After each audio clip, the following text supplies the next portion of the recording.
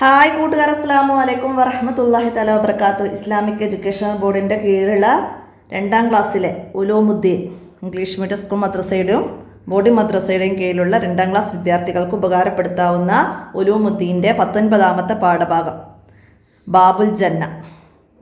നമുക്ക് പാഠം മനസ്സിലാക്കാം. സ്വർഗത്തിൻ്റെ വാതിലുകൾ എന്തൊക്കെയാണ് നമ്മൾ പാഠത്തിൽ മനസ്സിലാക്കുന്നത് നമുക്ക് നോക്കിയാലോ. പാഠത്തിലേക്ക് കടക്കാം. ബിസ്മില്ലാഹിർ റഹ്മാനിർ റഹീം.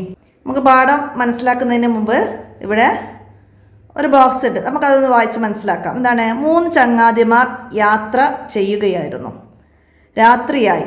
അവർ ഒരു ഗുഹയിൽ കയറി താമസിച്ചു. കഷ്ടം! മലയുടെ മുകളിൽ നിന്ന് വലിയൊരു പാറ ഉരുണ്ടു വന്നു അവരുടെ ഗുഹാമുഖം അടച്ചു കളഞ്ഞു. അങ്ങനെ അവർ അതിനുള്ളിൽ കുടുങ്ങി. അവർ പരസ്പരം ചോദിച്ചു, നാം ഇതിൽ നിന്ന് എങ്ങനെ രക്ഷപ്പെടും? നാം ഓരോരുത്തരും മുമ്പ് ചെയ്ത സൽക്കർമ്മങ്ങൾ മുൻനിർത്തി അല്ലാഹു തആലയോട് പ്രാർത്ഥിക്കാം, അവൻ നമ്മെ രക്ഷപ്പെടുത്തും. അവർ പ്രാർത്ഥിക്കാൻ തീരുമാനിച്ചു. ഒരാൾ ദുആ ചെയ്തു, അല്ലാഹുവേ, എനിക്ക് വയസ്സായ ഉമ്മയും ബാപ്പയും ഉണ്ടായിരുന്നു. അവർക്ക് ഭക്ഷണം നൽകാതെ ഞാൻ ഭക്ഷണം കഴിക്കാറുണ്ടായിരുന്നില്ല. എൻ്റെ കുടുംബത്തിനു ഭക്ഷണം നൽകാറുണ്ടായിരുന്നില്ല. ഒരു ദിവസം വളരെ വൈകിയാണ് ഞാൻ വീട്ടിലെത്തിയത്. അപ്പോഴേക്കും ഉമ്മയും ബാപ്പയും ഉറങ്ങിപ്പോയിരുന്നു. അദബുകേടാണെന്ന് കരുതി ഞാൻ അവരെ ഉണർത്തിയില്ല. ഞാൻ പാൽ കുടിച്ചില്ല, കുടുംബത്തിന് കൊടുത്തതുമില്ല. അങ്ങനെ പാൽപാത്രവുമായി ഞാൻ ഉറങ്ങാതെ കാത്തിരുന്നു. പ്രഭാതമായപ്പോഴാണ് അവർ ഉണർന്നത്. അവർ പാൽ കുടിച്ചതിന് ശേഷമാണ് ഞാനും കുടുംബവും കുടിച്ചത്. അല്ലാഹുവേ, നിന്റെ തൃപ്തി ആഗ്രഹിച്ചാണ് ഞാൻ അങ്ങനെ ചെയ്തത്. ഈ സൽക്കർമ്മം കാരണമായി ഈ പാറയെ ഗുഹാമുഖത്തു നിന്ന് നീ നീക്കിത്തരേണമേ. അത്ഭുതം! പാറ അല്പം നീങ്ങി. അതുപോലെ 2ാമനും 3ാമനും അവർ ചെയ്ത സൽക്കർമ്മങ്ങൾ പറഞ്ഞ് അല്ലാഹു തആലയോട് പ്രാർത്ഥിച്ചു. പാറ പൂർണ്ണമായും ഗുഹാമുഖത്തു നിന്ന് നീങ്ങി. അവർ രക്ഷപ്പെട്ടു. ചരിത്രം പറഞ്ഞ ശേഷം ഉസ്താദ് തുടർന്നു, മാതാപിതാക്കളെ സ്നേഹിക്കുകയും ആദരിക്കുകയും ചെയ്യുന്നത് അല്ലാഹു തആലക്ക് വലിയ ഇഷ്ടമാണ്. അതുകൊണ്ട് നാം അവരെ സ്നേഹിക്കുകയും അനുസരിക്കുകയും വേണം. അപ്പോൾ ഇവിടെ അല്ലാഹു തആല 3 പേരെ, ഗുഹയിൽ കുടുങ്ങിയ 3 പേരെ രക്ഷപ്പെടുത്തിയത് എന്താണ്? അവർ മുമ്പ് ചെയ്ത സൽക്കർമ്മം, മാതാപിതാക്കളെ സ്നേഹിച്ചതും ബഹുമാനിച്ചതും ആദരിച്ചതൊക്കെ പറഞ്ഞാണ് അവർ ദുആ ചെയ്തത്. അള്ളാഹു അവരെ ഗുഹയിൽ നിന്ന് രക്ഷപ്പെടുത്താൻ കാരണമാക്കി. അപ്പം അതുകൊണ്ട് നാം മാതാപിതാക്കളെ സ്നേഹിക്കുകയും അനുസരിക്കുകയും ബഹുമാനിക്കുകയും ഒക്കെ വേണം. മനസ്സിലാക്കട്ടാ. അവർക്ക് വേണ്ടി നമുക്ക് പ്രാർത്ഥിക്കാം. റബ്ബിർഹംഹുമാ കമാ റബ്ബയാനി സ്വഗീറ. മാതാപിതാക്കൾക്ക് വേണ്ടി നാം എപ്പോഴും പ്രാർത്ഥിക്കേണ്ടത് റബ്ബിർഹംഹുമാ കമാ റബ്ബയാനി സ്വഗീറ. എന്താണ് അതിൻ്റെ അർത്ഥം വരുന്നത്? റബ്ബേ, ചെറുപ്പത്തിൽ അവർ എന്നെ വളർത്തിയതു കാരണമായി അവർ 2 പേർക്കും നീ കാരുണ്യം ചൊരിയണമേ, ആമീൻ. അപ്പോൾ എക്സാമിന് എഴുതാൻ വരും മാതാപിതാക്കൾക്ക് വേണ്ടിയിട്ടുള്ള ദുആ ഏതാണ്. പിന്നെ വിട്ടഭാഗം പൂരിപ്പിക്കാൻ വരും. പിന്നെ ഹർക്കത്തുകൾ നൽകാൻ വരും. അതൊക്കെ ഇതിൽ നിന്ന് ചോദ്യം മനസ്സിലാക്കണം കേട്ടോ. അപ്പോൾ എന്താണ് അതിൻ്റെ അർത്ഥം വരുന്നത്? ചെറുപ്പത്തിൽ അവർ എന്നെ വളർത്തിയത് കാരണമായി അവർ 2 പേർക്കും നീ കരുണ ചൊരിയണമേ എന്നാണ്. അൽ വാലിദാനി ബാബൽ ജന്ന. അൽ വാലിദാനി ബാബൽ ജന്ന. മാതാപിതാക്കൾ സ്വർഗത്തിൻ്റെ 2 വാതിലുകളാണ്. സ്വർഗത്തിൻ്റെ 2 വാതിലുകളാണ് ആര്? മാതാപിതാക്കൾ. ചോദ്യം വരാറുണ്ട്. സ്വർഗത്തിൻ്റെ 2 വാതിലുകളാണ് മാതാപിതാക്കൾ. മനസ്സിലാക്കുക. എത്രയാണ് പാഠത്തിൽ മനസ്സിലാക്കാനുള്ളത്. നെക്രോവനഫബ് ഭാഗം വായിച്ച് മനസ്സിലാക്കുക കേട്ടോ. ഷരിബ കുടിച്ചു. നമ്മളിപ്പോൾ പറഞ്ഞ ഓരോ വാക്കിൻ്റെ അറബി അല്ലേ? ഹലീബുൻ പാല്, ഹലബ കറന്നു. അപ്പോൾ അതൊക്കെ മീനിങ്സൊക്കെ മനസ്സിലാക്കാം കേട്ടോ. ഇനി നമുക്കിതിൻ്റെ ദഫ്തർ ത്വാലിബ് നോക്കാം. നമുക്ക് അതിൻ്റെ വർക്കിൽ ആദ്യം വരുന്നത് എന്താണ്? ചരിത്രം ചുരുക്കി എഴുതാനാണ്. ഗുഹയിൽ നിന്ന് രക്ഷപ്പെട്ട ചങ്ങാതിമാർ. നമ്മൾ പാഠഭാഗത്തിലെ 3 ചങ്ങാതിമാർ ഗുഹയിൽ നിന്ന് രക്ഷപ്പെട്ടത് പറഞ്ഞു അല്ലേ? ആ ചരിത്രം ചുരുക്കി എഴുതാനാണ്. അതായത് 3 ചങ്ങാതിമാർ ഗുഹയിൽ കുടുങ്ങി. അവർ 3 പേരും അവർ മുമ്പ് ചെയ്ത സൽക്കർമ്മങ്ങൾ മുൻനിർത്തി അല്ലാഹു തആലയോട് പ്രാർത്ഥിച്ചു. ഒരാൾ ദുആ ചെയ്തു, അല്ലാഹുവേ, എനിക്ക് വയസ്സായ ഉമ്മയും ബാപ്പയും ഉണ്ട്. അവർക്ക് ഭക്ഷണം നൽകാതെ ഞാൻ ഭക്ഷണം കഴിക്കാറുണ്ടായിരുന്നില്ല. എൻ്റെ കുടുംബത്തിനും ഭക്ഷണം നൽകാറുണ്ടായിരുന്നില്ല. ഒരു ദിവസം വളരെ വൈകിയാണ് ഞാൻ വീട്ടിലെത്തിയത്. അപ്പോഴേക്കും ബാപ്പയും ഉമ്മയും ഉറങ്ങിയിരുന്നു. അവരെ ഉണർത്തുന്നത് അദബ് കേടാണെന്ന് മനസ്സിലാക്കിയ ഞാൻ ഉറങ്ങാതെ പാൽപാത്രവുമായി കാത്തുനിന്നു. അവർ പ്രഭാതമായപ്പോൾ ഉണർന്നു. അവർ പാല് കുടിച്ചതിന് ശേഷമാണ് ഞാനും കുടുംബവും പാൽ കുടിച്ചത്. അങ്ങനെ ഓരോരുത്തരും അവർ ചെയ്ത സൽക്കർമ്മങ്ങൾ മുൻനിർത്തി അല്ലാഹു തആലയോട് പ്രാർത്ഥിച്ചു അവരുടെ ഗുഹ പൂർണ്ണമായും തുറന്നു. അങ്ങനെ ആ 3 കൂട്ടുകാർ ഗുഹയിൽ നിന്ന് രക്ഷപ്പെട്ടു. അതോടെ പാഠത്തുനിന്ന് മനസ്സിലാക്കിയിട്ട് എഴുതുക. ഇനി നുജിബ് ചോദ്യങ്ങൾക്ക് ഉത്തരം എഴുതാനാണ്.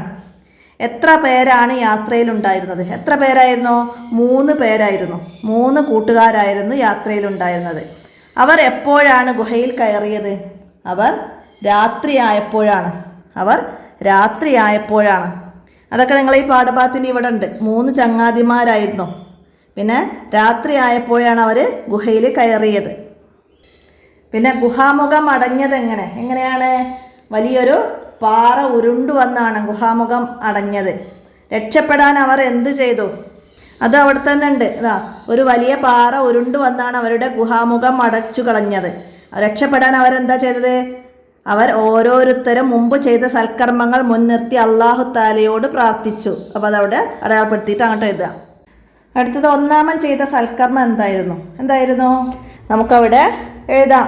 ഒന്നാമൻ ഉമ്മക്കും ഉപ്പക്കും ഭക്ഷണം കൊടുത്തതിന് ശേഷം മാത്രമാണ് ഭക്ഷണം കഴിക്കാറുണ്ടായിരുന്നത്. ഒരു മാതാപിതാക്കൾക്ക് പരിഗണന നൽകിയിരുന്നു. മാതാപിതാക്കളെ വളരെയധികം സ്നേഹിച്ചിരുന്നു. അപ്പം നമുക്കവിടെ ഇത് എഴുതാം. അടുത്തത് എന്താണ്? മാതാപിതാക്കൾക്ക് വേണ്ടി നാം എന്തെല്ലാം ചെയ്യണം?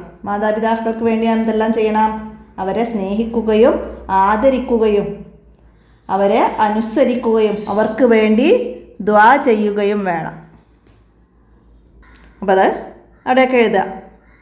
ഇനി ഈ ചരിത്രത്തിൽ നിന്ന് നിങ്ങൾക്ക് ലഭിക്കുന്ന ഗുണപാഠം എന്താണ് ഈ പാഠത്തിൽ നിന്ന് ലഭിക്കുന്ന ഗുണപാഠം? നമ്മൾ ചെയ്ത സൽക്കർമ്മങ്ങൾ മുൻനിർത്തി പ്രാർത്ഥിച്ചാൽ നമുക്ക് അള്ളാഹുവിൻ്റെ സഹായം, ആപത്ത് ഘട്ടത്തിൽ നമ്മൾ ചെയ്ത സൽക്കർമ്മങ്ങൾ മുൻനിർത്തി ദുആ ചെയ്താൽ അള്ളാഹുവിൻ്റെ സഹായം ലഭിക്കും എന്ന ഒരു ഗുണപാഠം മനസ്സിലായി. പിന്നെ മാതാപിതാക്കളെ സ്നേഹിക്കുകയും ആദരിക്കുകയും ചെയ്താൽ അല്ലാഹു തആലാക്ക് അവരെ വലിയ ഇഷ്ടമാണെന്നുള്ള ഗുണപാഠമൊക്കെ നമ്മൾ ഈ പാഠത്തിൽ നിന്ന് മനസ്സിലാക്കി. അപ്പോൾ അതൊക്കെ മനസ്സിലാക്കി എഴുതാട്ടോ. ഏത് ആപത്ത് ഘട്ടത്തിലും നമ്മൾ ചെയ്ത സൽക്കർമ്മം മുൻനിർത്തി ദുആ ചെയ്താൽ അല്ലാഹു സ്വീകരിക്കും എന്ന് നമുക്കവിടെ എഴുതാം. പിന്നെ മാതാപിതാക്കളെ സ്നേഹിക്കുകയും ആദരിക്കുകയും ചെയ്യുന്നവരെ അല്ലാഹുവിന് വലിയ ഇഷ്ടമാണെന്നും മനസ്സിലാക്കാം. അത് രണ്ടും നമുക്കവിടെയൊക്കെ എഴുതാം. അടുത്തതിന് വാക്യം നിർമ്മിക്കാനാണ്. പ്രഭാതം എന്നത് എന്താണ്? പ്രഭാതമായപ്പോഴാണ് അവർ ഉണർന്നത്. നമ്മൾ പാഠത്ത് വായിച്ചില്ല. അപ്പോൾ അത് എഴുതുക. അപ്പോൾ ഈ പ്രഭാതം എന്നുള്ളതൊക്കെ മനസ്സിലാക്കണം. എങ്ങനെയാണ് ബാ വന്നതൊക്കെ, താ വന്നത് എങ്ങനെയാണ് ഒക്കെ മനസ്സിലാക്കണം. നമുക്ക് 3 രീതിയിൽ തന്നിട്ട് ഇതിൽ ഏതാണ് ശരി എന്നൊക്കെ ചോദ്യം വരും. മനസ്സിലായില്ലേ? പ്രഭാതമായപ്പോഴാണ് അവർ ഉണർന്നത്. അതവിടെയൊക്കെ എഴുതാം വാക്യമായി. അടുത്തത് പൂർണ്ണമായും. എന്തായിരുന്നു? പൂർണ്ണമായും പാറ ഗുഹാമുഖത്തു നിന്ന് നീങ്ങി. അങ്ങനെ എഴുതാം. പൂർണ്ണമായും പാറ ഗുഹാമുഖത്തു നിന്ന് നീങ്ങി. അടുത്തത് രണ്ടാമൻ. എന്താണ് രണ്ടാമൻ എന്നുള്ളത്? രണ്ടാമനും ഇപ്രകാരം പ്രാർത്ഥിച്ചു. ഇവിടെ നിന്നൊക്കെ നോക്കി എഴുതാം. രണ്ടാമനും പ്രാർത്ഥിച്ചു. അങ്ങനൊക്കെ ഒരു വാചകമാക്കിയിട്ട് അത് എഴുതുക. അടുത്തത് കാത്തിരുന്നു. ഉമ്മ ഉണരുന്നത് വരെ കാത്തിരുന്നു. ഞാൻ ഉറങ്ങാതെ കാത്തിരുന്നു. പാൽപാത്രവുമായി ഞാൻ ഉറങ്ങാതെ കാത്തിരുന്നു. വലുത് എഴുതണമെങ്കിൽ എഴുതാം. ഞാൻ ഉറങ്ങാതെ കാത്തിരുന്നു. നിങ്ങൾ ചെറുതാക്കി എഴുതണമെങ്കിൽ എഴുതാം. എങ്ങനെ ആയാലും ആ കാത്തിരുന്നു എന്നുള്ള വേർഡ്സ് അതിൽ ഉണ്ടായാൽ മതി. അടുത്ത് രക്ഷപ്പെട്ടു. എന്തായിരുന്നു? അവർ ഗുഹയിൽ നിന്ന് രക്ഷപ്പെട്ടു. അങ്ങനെ നമുക്കവിടെ എഴുതാം. അടുത്തത് നമുക്ക് വാക്കുകൾ നിർമ്മിക്കണം. മുഖം, സ്പ പരസ്പരം, പിന്നെ പ്രാർത്ഥന, ബാപ്പയും ഉമ്മയും. അപ്പോൾ ബാപ്പ നമുക്കവിടെ എഴുതാം. ആഗ്രഹിച്ചു.